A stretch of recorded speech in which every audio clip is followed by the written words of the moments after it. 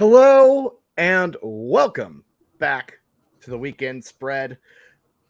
I'm Bobby Howard. With me today, we've got Jameson, we've got Ty, and sailing on in to make some SEC preview predictions. It's Boat and Blake. Fellas, always good to see y'all. This is how you know football season's truly coming up. It's preview season, and we're starting with, well, a conference that just means more. So, anyways, Blake, how you doing? Are you excited about breaking down the SEC today? Oh, so pumped. I think the last time all four of us were on a podcast together, I believe might have been March Madness. So it's been a second, but I love these previews. Just like how week 0 is with college football, this is the nice little appetizer. Get a few little debates here and there.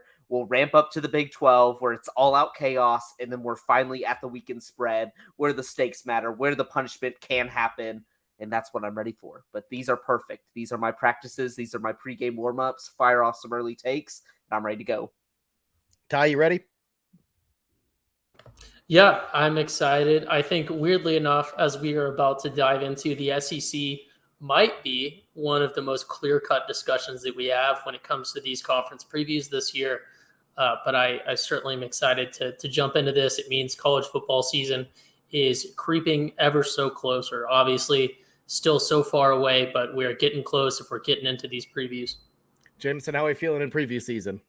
Yeah, it's good. And the thing is with the looking deep into the SEC, I feel like our conversations are going to be so similar to what they were last year. There's not too much shakeup. Obviously, a lot of players going to the NFL draft from the SEC, but so much replenishment from all of those schools. So is there going to be too much shakeup in the SEC from what it was last year? I'm not too convinced. Yeah, and I'm interested to dive into it. And let's just start with our three big storylines. And the biggest, easy to me, if we're talking about things changing or not changing, is anyone going to stop Georgia from three-peating? Obviously, you lose Stetson Bennett, but it's Stetson Bennett. Just replace it with somebody else. And I feel like we haven't had a really solid back-to-back opportunity in a while. And the last time we really saw a proper three-peat potential, I guess, would have been, I don't even know if you could count USC in 05. So this is truly like different territory, to say the least. Jameis, let's ask Blake about this one, because the last time Georgia, he actually saw the last Georgia game, if I do recall. Blake, do you think the Dogs are going to three-peat, or do you think anyone's going to get in their way? I'm going for the three-peat. I got to do this to save my reputation and save my team, but this team is unreal at this point, like even more than what we saw with some of these like dynastic Alabama teams. We're going into a season where they've lost their starting quarterback, lost a good amount of receivers, lost tons of talent on the defensive end, and yet I still think they're the best defense in the SEC. I still think they're perfectly fine on offense, have one of the best offensive lines, has a good running back room, and I don't even really know who the starting quarterback's going to be yet. Carson Beck. Yeah, but they have so much, like, when you're talking the backup is Brock Vandergriff, who was like, everybody was obsessing over him a few years ago. They have insane talent in that building that I feel like, even though Stetson Bennett was really good, it feels like they can get an upgrade this year just when you talk about ceiling potential with one of these guys. So I see everything runs through Georgia. Couple their talent with that super weak schedule that they play. Like, they're going to be well rested in time for the playoffs. And yeah, like, they can lose the SEC championship game, still make the playoffs, and still win the national championship. Mm-hmm. Yeah, I feel like the thing is with Georgia this year is obviously they lose a lot of star power, but they're going to always have, like the cupboard replenished. And, Stetson Bennett, people are going to say like, Georgia can just put in another quarterback, just this no-name guy, and they'll be just fine. I mean, I think that there's probably going to be some hiccups with Carson Beck. I mean, that's not even close to a hot take, but it's going to always help whenever you have the best target in football, and Brock Bowers. Like, he's absolutely dominant. And he's going to be, one of the highest tight ends drafted in NFL history if he keeps up what he did last year. Losing guys, like Nolan Smith, Jalen Carter, Keely Ringo is going to hurt, but it's just there's going to be a replenishment on the defense. The offense is the big question. Ty? Yeah, Jameson with some hot takes. Breaking news from Jameson. First-time quarterback might have some hiccups. That's the deep analysis you guys come to the Schooner I Pod for. totally said it But too. I will say, I mean, Stetson Bennett, admittedly, I think he's like the Kirk Cousins of college football. Like he kind of worked there, was there for a long time, is a great, plug in, run the system guy, but is he the best in the league? I'm not necessarily sure.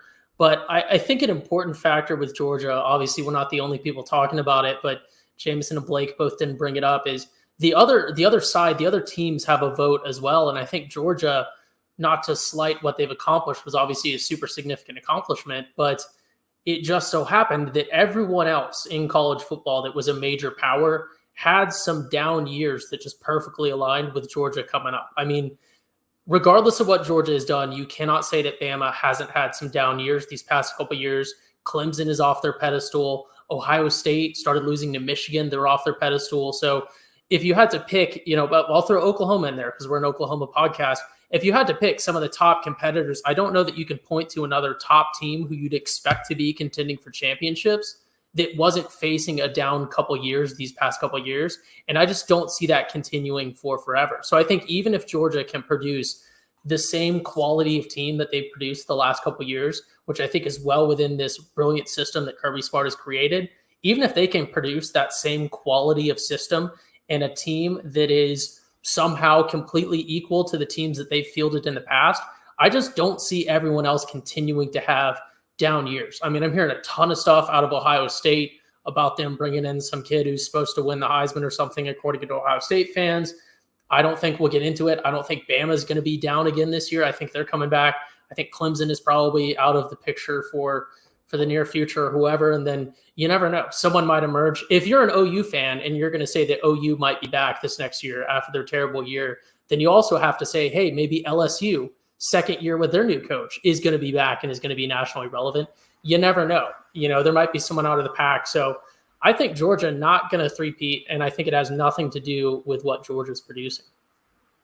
Yeah, to me, their schedule is so open. They leave the state of Georgia 3 times, and one of them is Vanderbilt, where it's going to be basically a home game. So, and not only that, their non-conference is non-existent. They were going to go to Norman this year, but had to cancel that game, replace it with Ball State, which is a hilarious trade deal right there, I might add. But, and I think to me, that's where it kind of comes down. Right now, their line is, I believe, 11.5, over 11.5 plus 120 on that one. And to me, I kind of think they hit it. I think you have a little bit of a stress test at Tennessee. That's like really the point. Like that's where the bet would be lost, in my opinion. But with Joe Milton being as inconsistent as he is, I don't think that Tennessee team is going to be what they are. It's going to be whoever comes out of the SEC West versus Georgia, and then we'll see what happens in the college football playoff picture. But to me, it just seems like there are a lot of teams who can get to the point of playing Georgia, but nobody has that quality across the board like Georgia has. So I kind of feel like it's a three-peat, even though it feels obvious, feels lazy, feels easy. I just think it's going to happen. Even if they lose to Tennessee on the road, Tennessee also has to play Alabama too. So, it's Tennessee's got a tough road to where like the SEC East isn't just completely lost if they lose that Tennessee game. Yeah, absolutely. It's a tough, and even then, if they lose that Tennessee game and have one loss, how many times do we see teams miss the SEC championship with a divisional sort of thing, and then they get in anyways? They're like kind of protected from the SEC title. So it feels like, because this Georgia team, even if they lose once, it feels impossible to lose twice. And that's kind of the big kicker. If you don't want to, if you're rooting for them not to be in the SEC championship, that's what you need to see. And if you think back to those Alabama teams, sure, Ole Miss would upset them. Sure, LSU would beat them one year, but they always found a way to be in because they just don't lose the random games on their schedule. And that's kind of the big kicker when it comes to Georgia. Yeah, absolutely. I think, let's move. Oh, go ahead, Ty. You got it. No, I was just going to say, I think Blake nailed it. I mean, for the casual fan like myself, I think I just see this Georgia team as plug and play what your past expectations were for Bama, and that's this team now. It doesn't matter if they drop a game to a Tennessee or anything else. And then, like we've seen time and time again with this playoff committee, if you're a powerful team from the SEC that has that resume, especially if you can say, oh, we're the 2-time defending national champs, I don't think it necessarily matters if they're going to win the SEC. I think they will win the SEC this year, but I think that's a completely different discussion. And I think it almost has, unfortunately, no bearing on whether or not they make it to the playoffs and how competitive they can be in the playoffs. Yeah. All right. I agree. Let's move on to Alabama, the other side of this coin. So, as we've all kind of noticed, Alabama just hasn't felt like Alabama the past couple years. Playing a lot more close games last year. They lost 2 of them to LSU and Tennessee, both on the road. Massive revamp of the Saban staff. Bill O'Brien out, Pete Golding out, and they don't know who the quarterback is. So I'm going to ask: is Rome burning? Has Alabama fully fallen off? No, here's the thing. If anyone's going to tell me that Tyler Buckner is going to be their starting quarterback, I'm going to worry for Alabama. I know what Blake thinks about Buckner.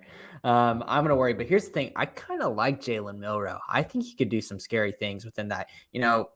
Alabama's got a really good offensive line this year, and they've got, I think, one of the best, if not the best, tackle in J.C. Latham as well. I think that, even though they lose, Heisman winner and then Bryce, and then also you lose Jahmyr Gibbs as well, it's going to be kind of a hit to their offense. I think Jalen Milroe, the athleticism he brings, is going to show out in the early part of the season, and people are going to change their opinion on this team. We'll just see how he reacts whenever the times get tough in the later part of the season. Milroe in that Arkansas game, that comeback he kind of authored, unreal. Yeah. So if he can, he is fast, man. Yeah. He is fast. If he can play like that this season, they'll be pretty good. Blake, what do you think? But see, that's what worries me is this Jalen Milroe conversation is, we see him play well on the field, but then Nick Saban's bringing in a third quarterback and Tyler Buckner, trash-ass Tyler Buckner, to say the least, to come in because they don't believe in what they have in that QB room. That screams like desperation to me. And there's a lot to love about this Bama team this year. I think this is going to be a good litmus test year when it comes to where they are going to fare for the next 3-4 years, because really they have everything besides quarterback going for them. They have a super, super favorable schedule. Granted, they play big hitters. They play Texas, Tennessee, LSU, but you're playing all 3 of those at home.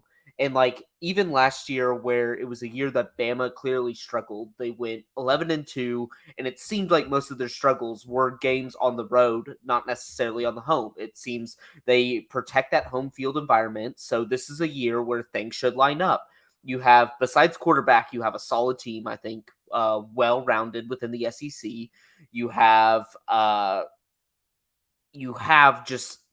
perfect schedule to make the SEC championship. Do I think they do it?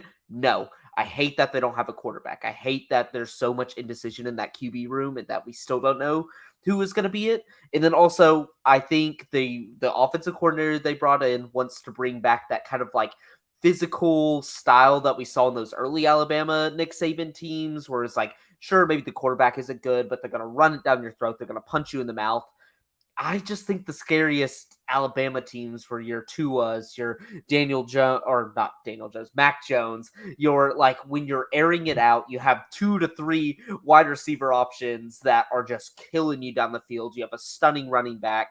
You're playing with a little faster pace. You're playing with that style of offense that really kills teams, and you have a stellar defense. I just hate the fact that they're slowing down the ball. I hate the fact that they don't have a good quarterback, and the fact that they're bringing in somebody like Tyler Buckner in the spring. I think this has a recipe for disaster. And when I say disaster, it's Bama disaster. They still are probably, I think their floor is second in the SEC West, which is still going to get you 10 wins, but it just, that's not Bama standards. Bama standards is national championship or bust. Right. The over under for Alabama is 10.5 right now at plus 150. So my thing is, disaster is 2 losses for them.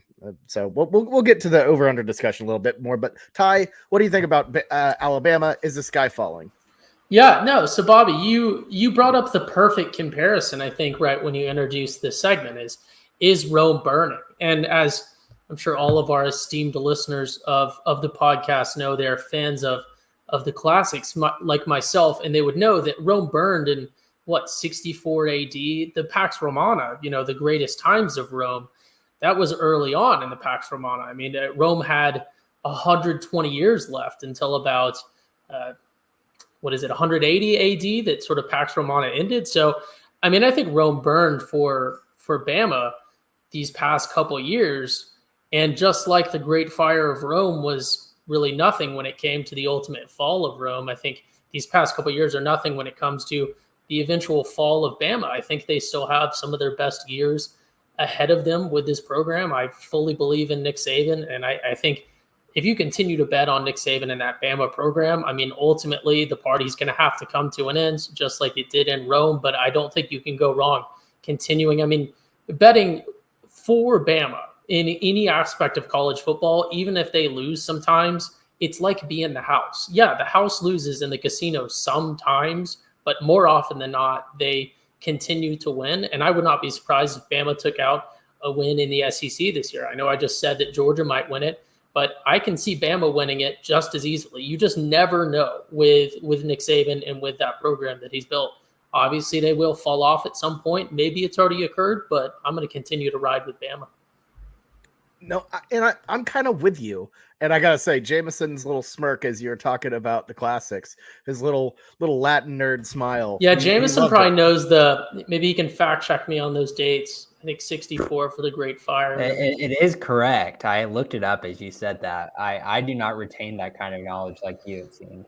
Yeah, it's like the SpongeBob episode where he threw out everything to be a good waiter, didn't know his own name. Rome. Yeah, Jameson burnt all the Latin stuff to fit in medical stuff. I appreciate it. I feel like my brain's failing me, but carry on. It's all good. Okay, so over under 10.5. I love it. I don't see Alabama losing 3 games. Like Blake said, if it is like a disaster, like a 2-loss type of season, I could see that. I could see 11 wins. It's a factory of getting to 11. And I just realistically don't see 3 losses on the schedule. But is it 2 losses hit the under, Bobby? Yeah, it's 2. Yeah, but it's 2 losses hit the under, not 3. No, they'd be 11-2, right? Or am I wrong? They have 12 games. No, 12 games. games. Okay. 12. Okay, well, I don't. There's your problem. So yeah. Tennessee plays them on. So they get home versus Tennessee. They get home versus Tennessee, home Texas, versus, and LSU. Yes, and they get home. That's their problem. So if they get 2 of those 3, they should be fine. And yeah, LSU also at home, and Texas also at home. So I think if the whole quarterback situation. The thing is, I know we were kind of talking about earlier. There's a lot of uncertainty there. Jalen Miller is not going to have a lot of guys to throw to. Bryce Young struggled because the wide receivers did not help him at all last year. But can he go make plays for himself? But having, these big games at home is such a big deal for a first-year quarterback. Yeah.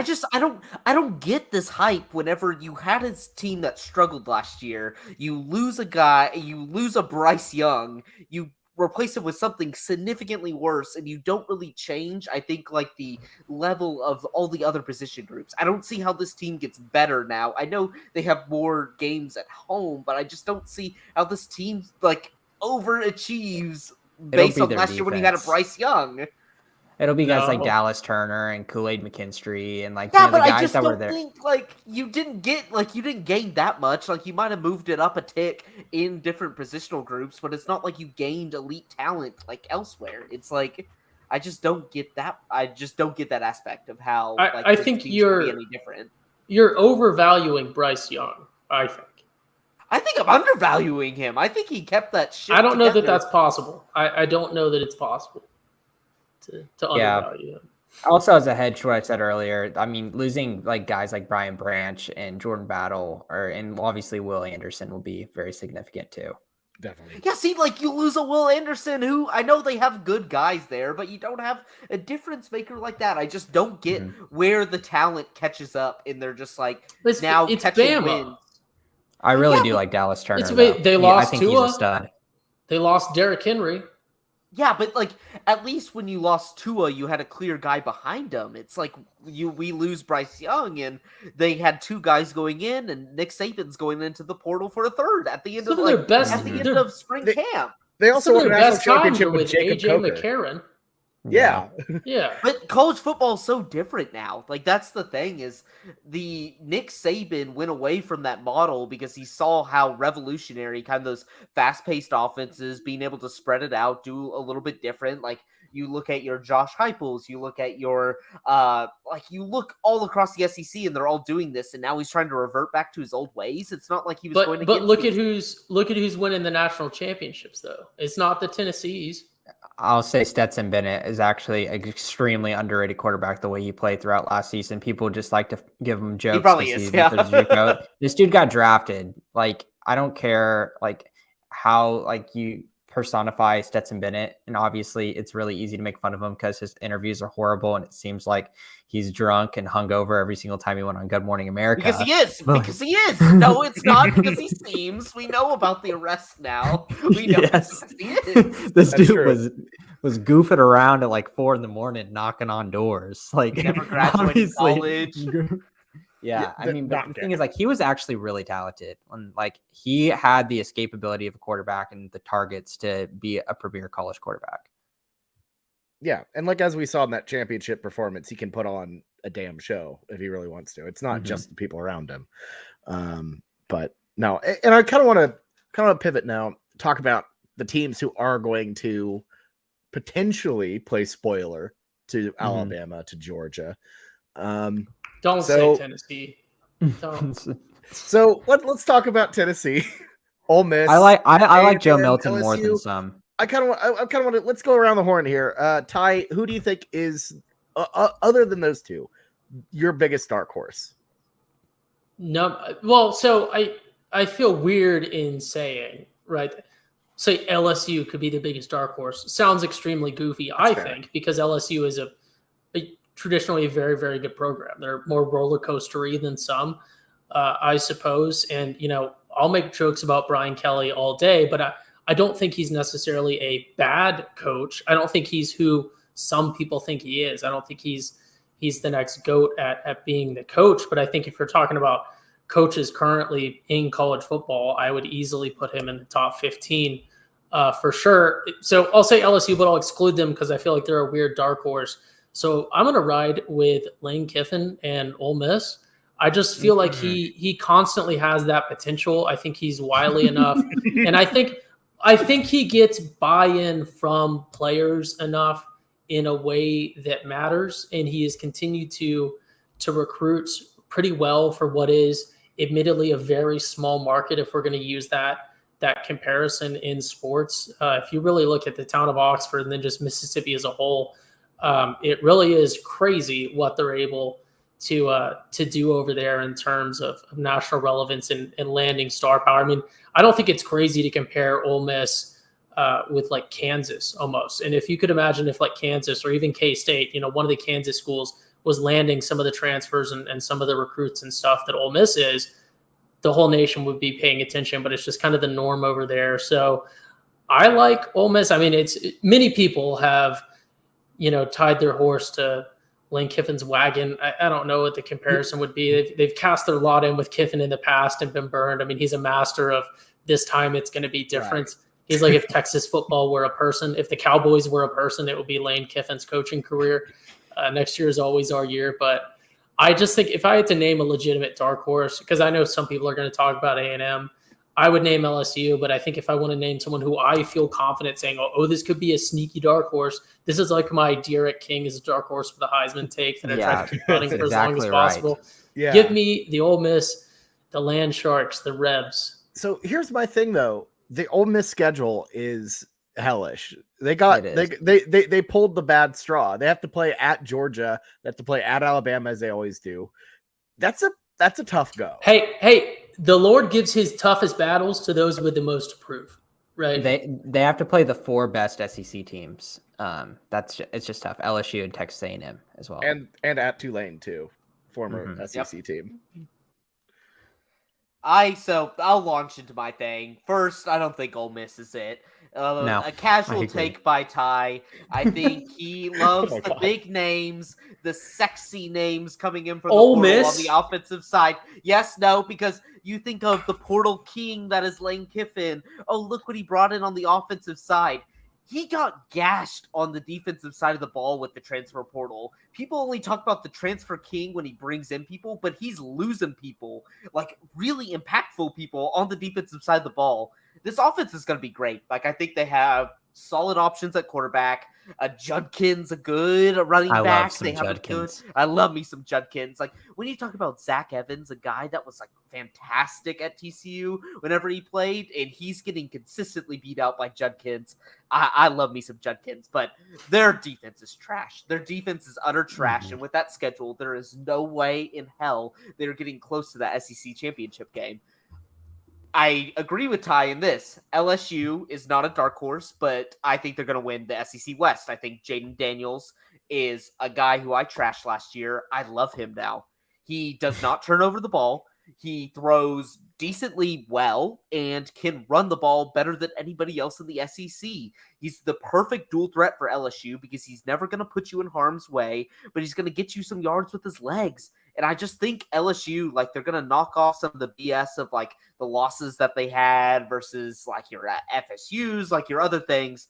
I think this is a really solid team that has good wide receivers, good defense. They're, like, really the worst part they are at is running back, which is, like, not typical for LSU. Noah Kane, though. Yeah, Like, but I mean, still feel confident in their room. Like, it's like running back by committee, but I feel like their committee is a very strong one. So LSU, that's mine. But I will go in. I'll do what Ty said somebody was going to do, and I'm going to do it. I love A&M. I think A&M's finally going to put it together. I think, honestly, That's getting clipped out of context. my hot take this year is that A&M is going to tie Alabama in the Western standings. I think they're going to be right there with them.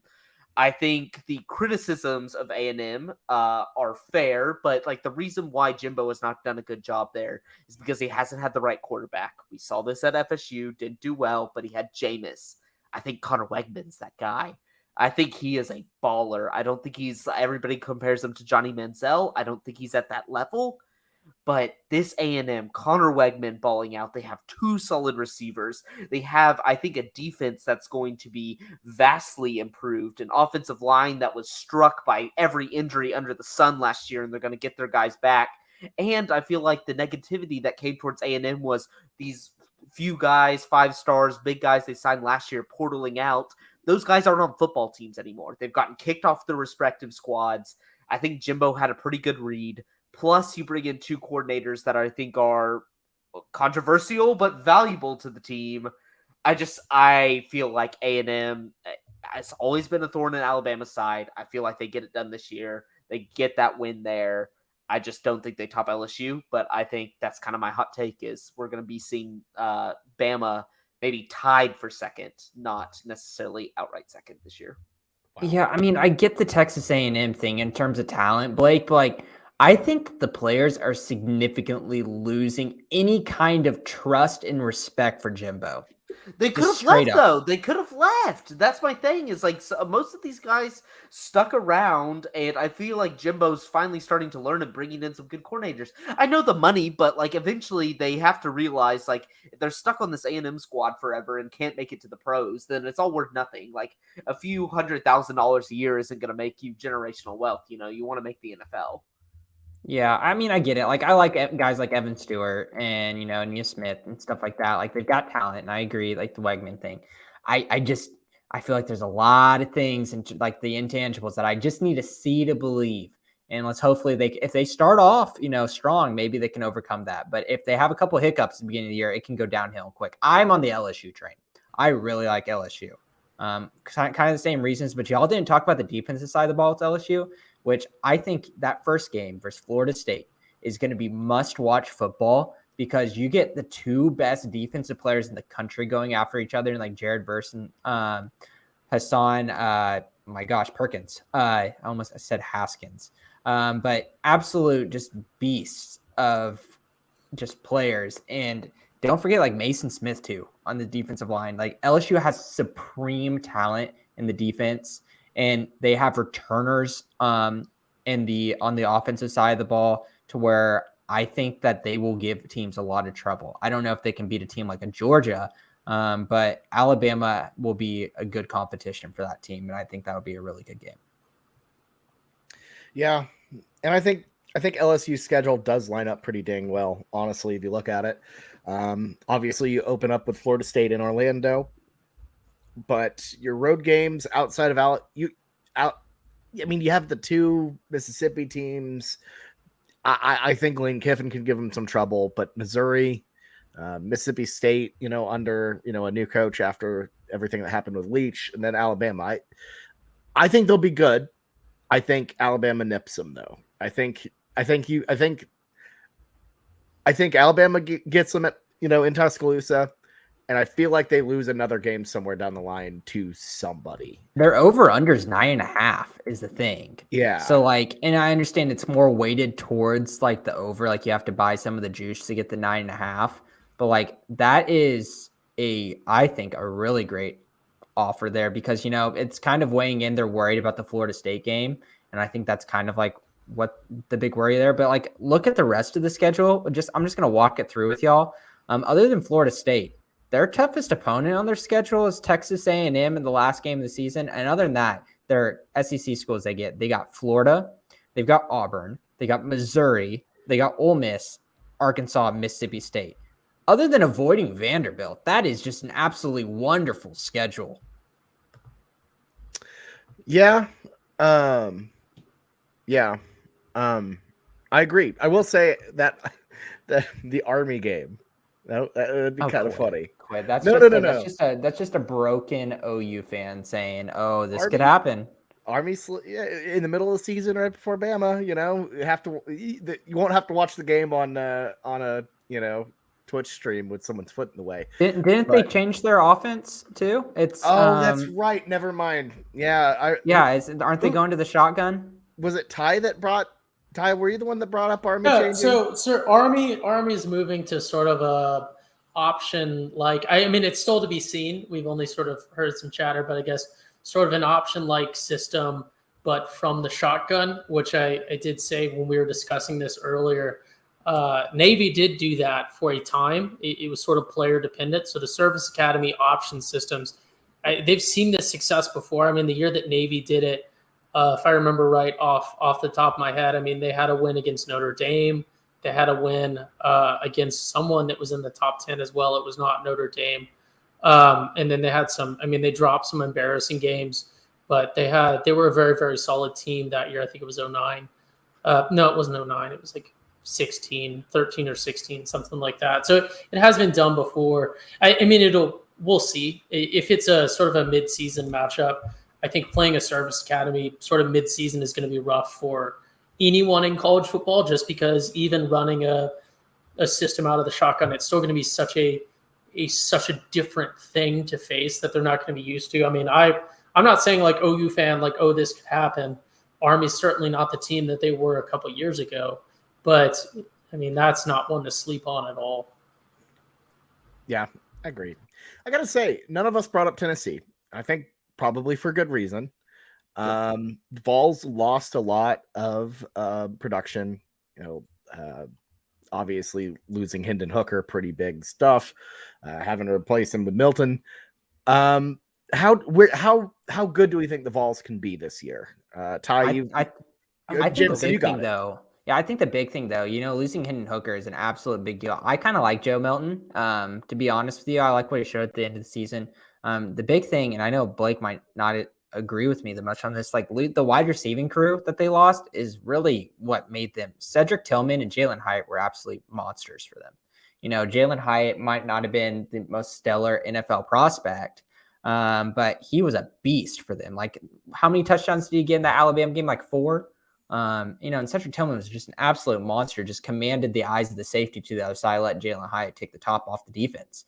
Brew McCoy, great wide receiver, but having that, two-headed monster, a wide receiver for Tennessee made their offense so electric. And people are going to always look at the quarterback thing, but I think losing those two guys is a big deal. See, I'm like all in on this wide receiving core. I know you lose 2 big guys, but like I'm a big Brew McCoy fan. I like a big sexy arm in Joe Milton. Like there is nothing better than watching him throw like an orange 110 yards. Like Yeah. that oh yeah, that gets me going a little bit whenever I see those videos on social media. But we saw kind of like their new look, I guess, like what the offense will be this year in the Orange Bowl.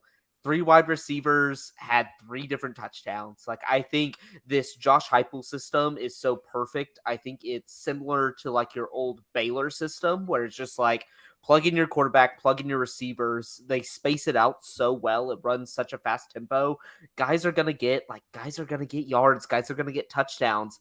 I think the key with Tennessee will always be their defense. Like how, when you're running that fast, how can you get the defense like well enough to get stops? And I think that's kind of the big like kicker, and that's why I don't choose them to go over Georgia. I think just Georgia's a little bit more well-rounded and has like probably like quarterback play maybe a little bit less, but like some Lad McConkey, some Brock Bowers, like they have better weapons on that side of the ball. And so this Tennessee team is going to be frustrating, I think, for Tennessee fans. They're going to see results like last year, but I just feel like they can never make it over the hump with this Josh Heupel offense. Like it's just like when you're dealing with explosive pace like that, your defense will never get a rest. And I just can't see them ever like kind of eclipsing it, but it gives them the like ultimate high floor with like how they're being coached.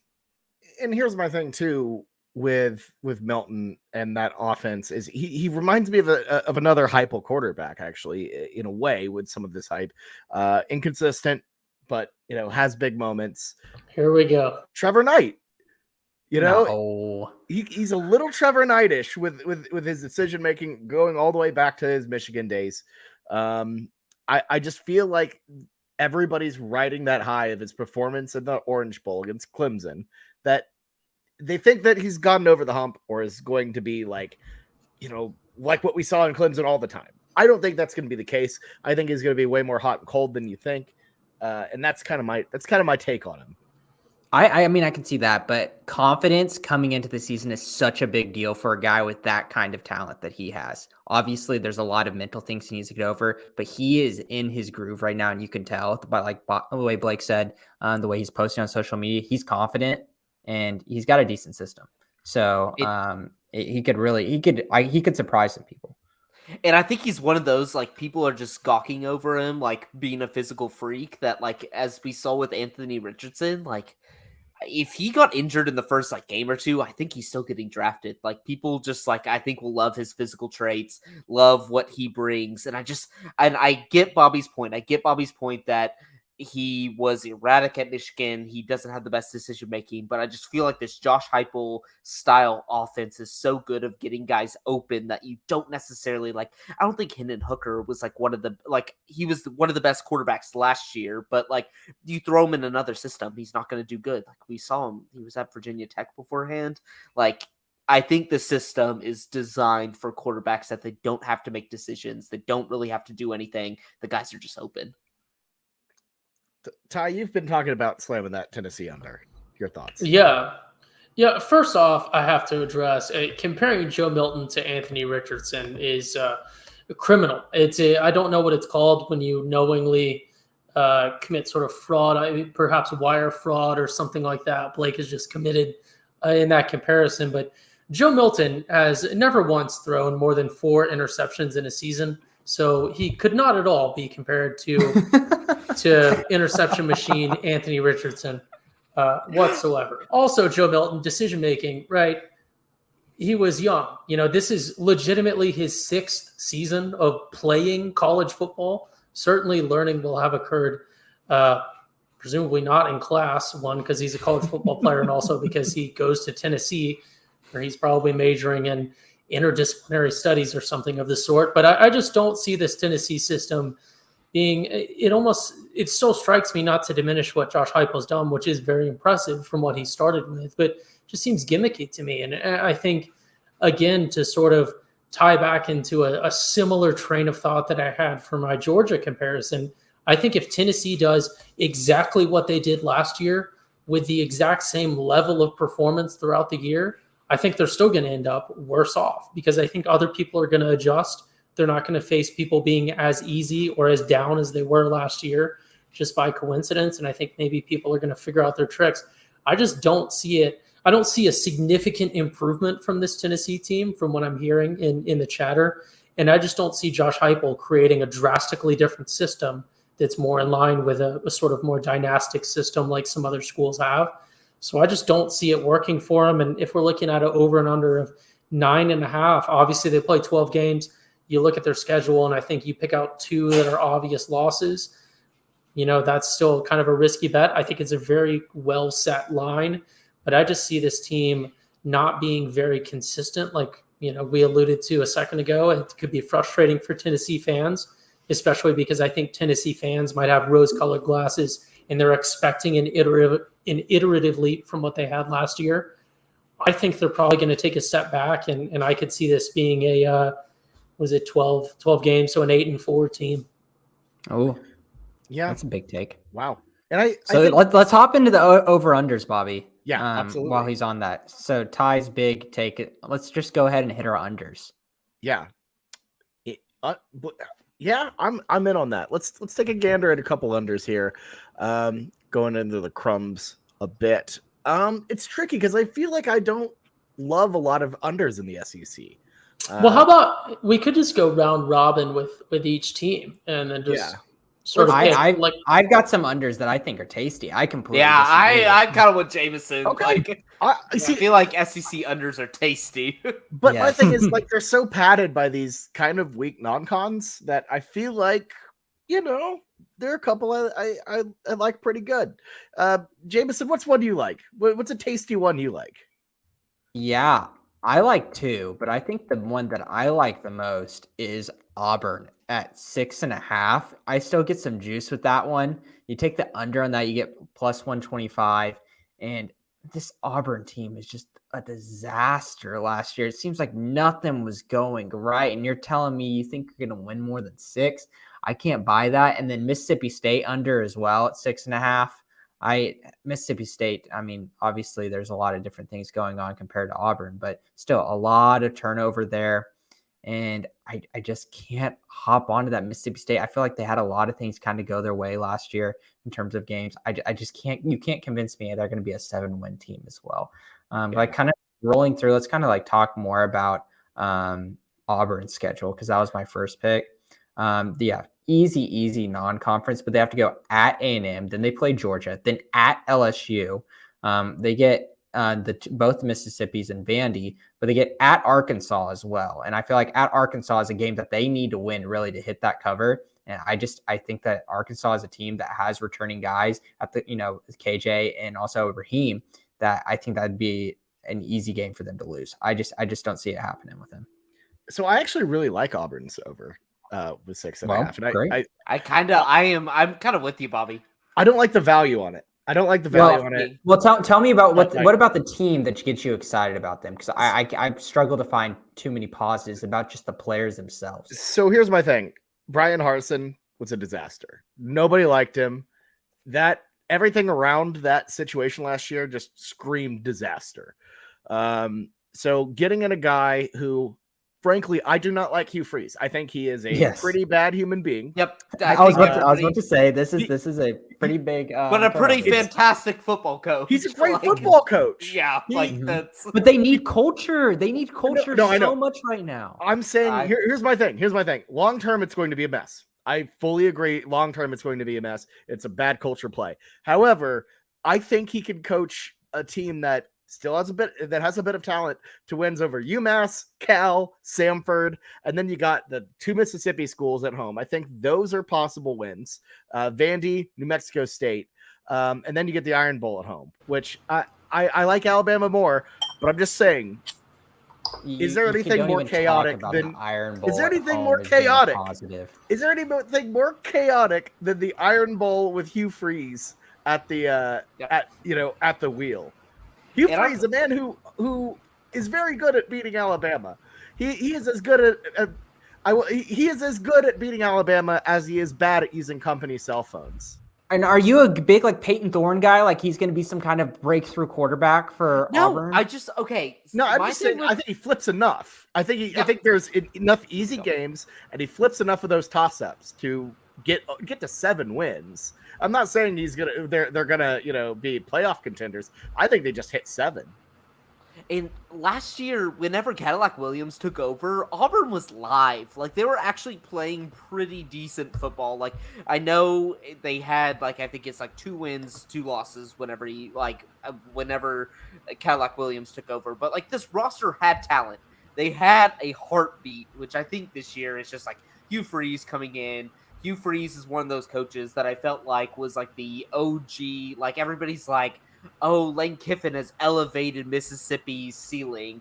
Hugh Freeze was kind of the original guy to do that. Like, I felt like Hugh Freeze coached those Mississippi teams, like, without the transfer portal and maybe some of the recruiting aspects, like, very, very well. And I just feel like people are sleeping on him because we saw them, like zombie walk into probably like the first 8 games of the season because they knew their coach was getting fired. But those last 4, they were a little bit more live, had a little bit more yards per carry, had a little bit more rushing yards per game. Granted, you are losing Tank Bigsby, which I see, but you're getting a slight upgrade at quarterback. And I just think like Hugh Freeze, like, I think enough of those games that Bobby was talking about are coin flips, and they flip the right way for Auburn. I'm not going to bet them, but like I think it flips enough the right way.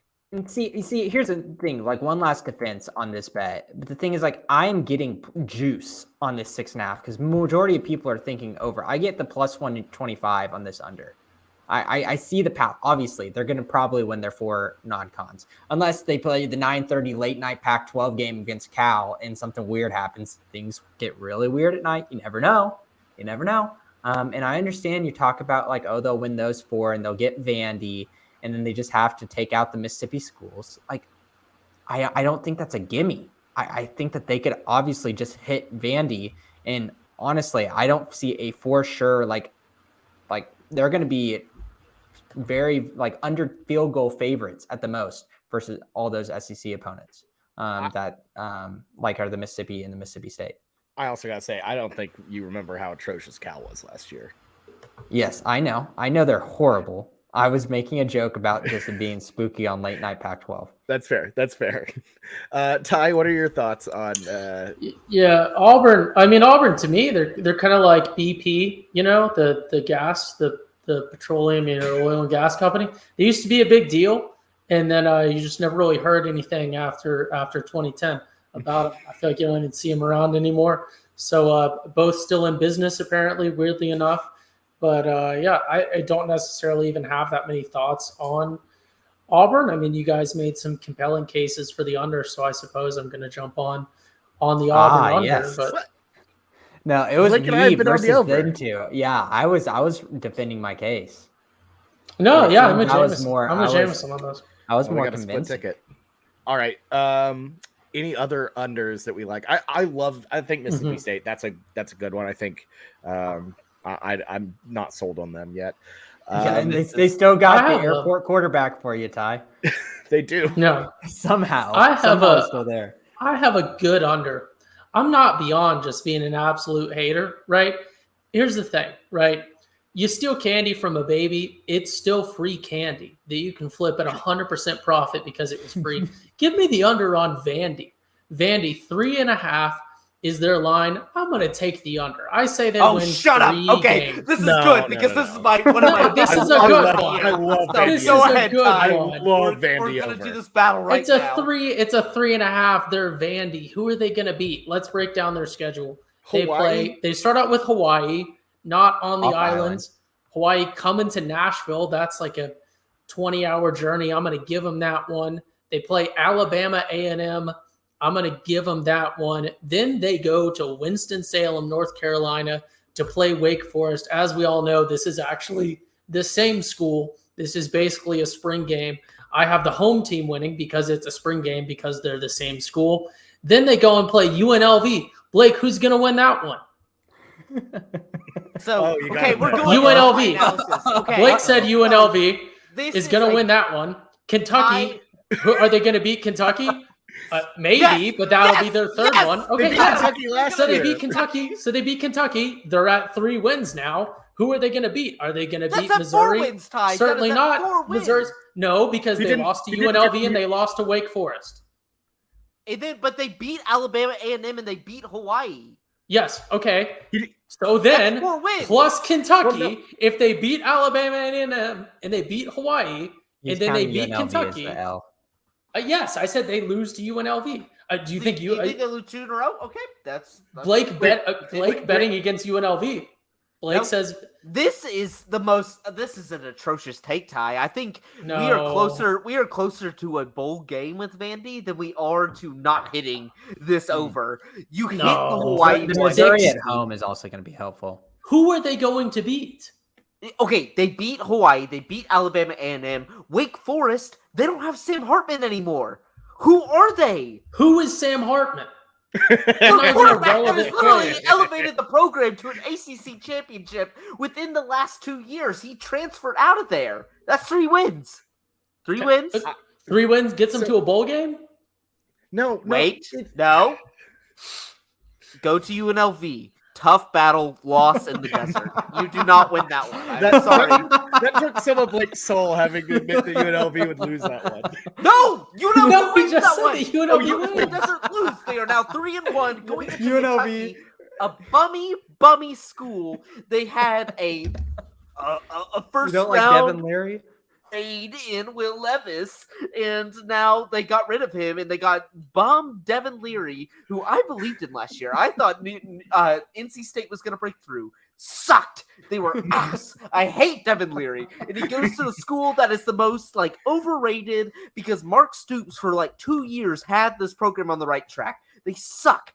Kentucky win. They're gonna beat Kentucky. Kentucky sucks, and then you leave it. That's 4 right there. They were live last year. They beat 2 SEC schools. There's probably another one on there, and maybe even a third. Missouri, We're they closer could to probably bowls. beat. We are closer to 5 games, I think, than we are to 3 wins. This is my lock. I think it's going to hit, I guess that would be September 23rd, so the first month of college football. I think you are cashing this ticket. You can bet it on other things because I think Ty is so wrong here. You know You are what? so wrong. Give me that juice. I will drink You know what? that juice for the Yeah. over. So- Because You know this what? was locked.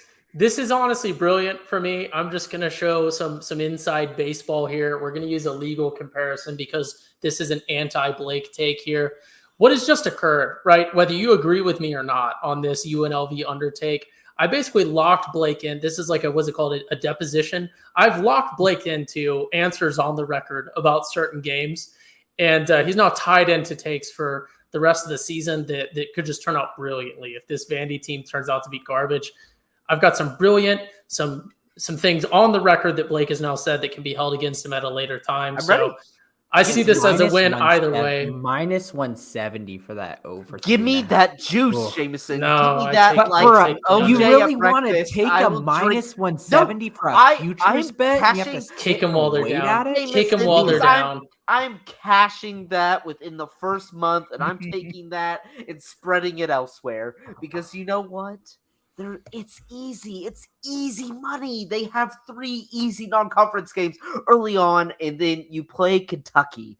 Bummy Kentucky. That's 4 wins Okay. right there, my man. I'm sorry. Money is money. Regardless of the odds, money is money. Regardless of the odds, you take it if you know it's going to be a win. You just got to take it. So I gotta say also, This is too small to fail. I love Kentucky under too.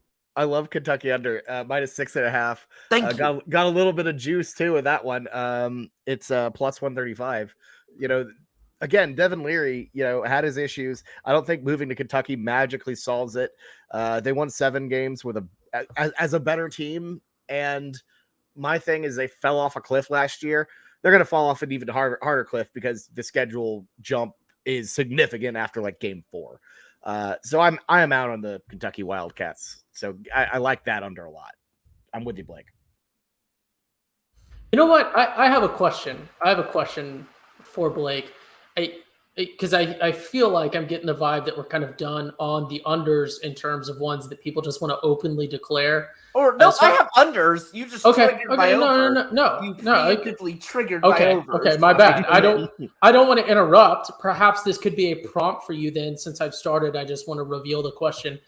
Blake, you specifically, how are you feeling about Florida 5.5?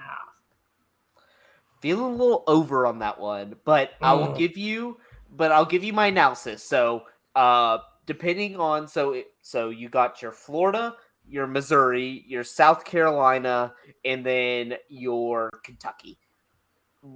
If you feel one way, shape, or form about those teams, whether over or under, bet it. Bet it now, because those teams are very, very similar this year. I'm a little higher on Florida, so I'm going to bet them. I'm under on Kentucky. I'm under on Missouri, under on South Carolina, so I'm going to bet Florida. But these teams have very, very obvious flaws, and they have very little strengths, in my opinion. If you feel strongly about one way or the other, I think you just bet it. You bet it based on that emotion, because I think you're looking at 4 carbon copy teams, shift around the sliders a little bit, but your team overall is going to be about the same. I think I like Florida trending up. I do not like Missouri. I do not like South Carolina, especially. So I would take that Florida over, especially with the pressure with their recruiting class and having to keep that together. So. I like Carolina. I like Carolina a little bit. Why? They have a sucky defense, a below average quarterback. They went on an incredible run last year at the end. Bobby buys into the runs. That's what he does. The runs were casual. The majority of the time, South Carolina was incredible. I saw what I saw when they played Tennessee.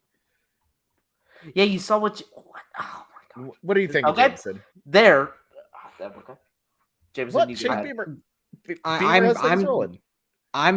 don't want to talk about South Carolina because I could see it going either way. To be honest with you, I see a world where Spencer Rattler actually does some things this season. You know, I'm pretty sure, didn't they get big transfer from Arkansas, their tight end?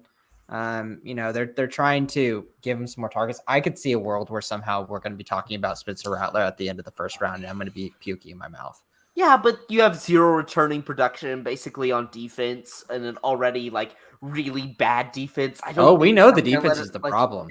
Yeah, and I just don't think Spencer Rattler was below average leading up to the final 4 games of the year, where he kind of turned it on and got him to bowl eligibility. I just don't think it's there. I'm staying away. I'm staying away from that team. I don't want anything to nothing to do with it. I just want to point out that Blake just called a 2-time Big 12 champion, Big 12 MVP, and first team all Big 12 quarterback, a below average quarterback. His words, not mine. What that says about the Big 12 conference, I'm not going to say, right? I'm not going to say he was the best that ever did it. Competition. Best that ever did it when he played in the Big 12, won it all, got bored with it, went somewhere else. Now he's not relevant. What does that say? I don't want to put words in his mouth. That would be wrong for me to do, but just for the ladies and gentlemen of the jury of the fandom, I want you to take note. Well, and here's my thing too. I kind of like how their schedule shakes out mostly. UGA and Tennessee, not great, but both on the road. But UNC in a pretty solid toss-up. Furman, that's a win. I think they beat Mississippi State at home. Florida, I think that could be a win at home. Jacksonville at Missouri, not bad. You have is that Jackson? Yeah, Jacksonville State, I think. No, Jackson State. Jacksonville has the red J. And they're not. That's Jacksonville They're State. not FCS. Jacksonville State at home. Vanderbilt at home. Wait, Kentucky no, at it's home. Jackson State. No, it's Jacksonville State. It is?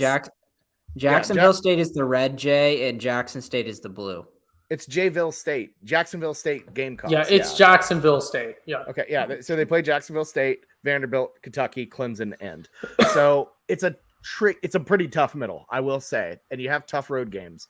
But my thing is, you could go on a run with a bunch of teams that I think are very beatable, and then you get a rivalry game at home. A team that they beat Clemson last year on the road. So my thing is, I kind of think Carolina or South Carolina could get a little hot here. But I'm with Jameson. It could go bad. I just kind of think it goes good. Yeah, I'm staying away. Especially you're saying North Carolina is there's a toss up there. I Spread's can't. 2.5 You're telling right me now. that you're telling me that defense and Drake May are just gonna just have a field day with them. I'm not Yeah. big on UNC. I'm with Jameson. I'm so out on UNC. I gotta go. Yeah. To move on from USC, but I gotta cast my lot in. I like the over. I like 7. I look at their schedule. I see a pretty firm 7. Obviously, anything can happen, but like Bobby just broke it down. I like 7 for this South Carolina squad. Yeah. We feeling any strong positions on anything else, guys? What are we feeling? I literally have not gotten to my strong positions of my unders because I keep on getting propositioned by everybody else on the show to go in on picks that are not mine. We're gonna let Blake cook. I do agree on Mississippi State. I think the if it all clicks, it's an easy over, but I just don't think it does when you have multiple coordinator changes, a different style of offense. Like they're going like whenever you look at Mike Leach coming to a school that didn't run the air raid, it was not good the first season, immediately got better the next. I think it's going to be kind of the exact same effect. They're going away from the air raid. They're going to a more physical style offense in the SEC. Mike Leach did not build that team to like be a physical style, run through the tackles type of team. I don't think the offense is prepared. Will Rogers has been an air raid quarterback like since his inception. I just think, although I think the schedule lines up well, I think the talent there is good. I think they have a good defense, good quarterback. I just think the change around it moves towards under to me. I just think there's too much change, which leads me to my next point. Too much change. Don't think there's enough talent. I'm big on the Arkansas under. I don't think Arkansas, like I know you say KJ Jefferson, I know you say Rocket Sanders, but that's all they really have. They don't have good receivers. They don't have good defense. They lost 2 great coordinators, honestly, under them. I'm not a big Kendall Briles fan, and now I have to kind of accept that as he is my offensive coordinator now. But yes, we have Barry Odom moving on to greener pastures, going out to or I guess more sandy pastures in the desert, baby. Going to lead us to a bowl game this year. But leading like 2 great coordinators on paper, and they lose that.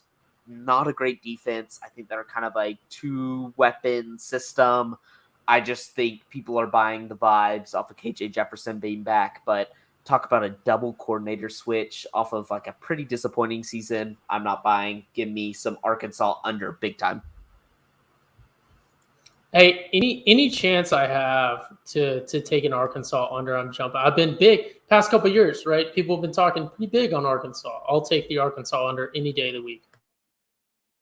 Yeah, and I see the majority of the books right now have them just at 7, so you can push with it and you can kind of have some insurance, buy some juice with the under. So I like that as well. I think whenever I was talking about Arkansas, I was talking about them and their competition versus Mississippi State, if I recall, and Auburn, or might have been one of the two. I obviously just don't believe too much in those other teams either. So I think it's a toss up.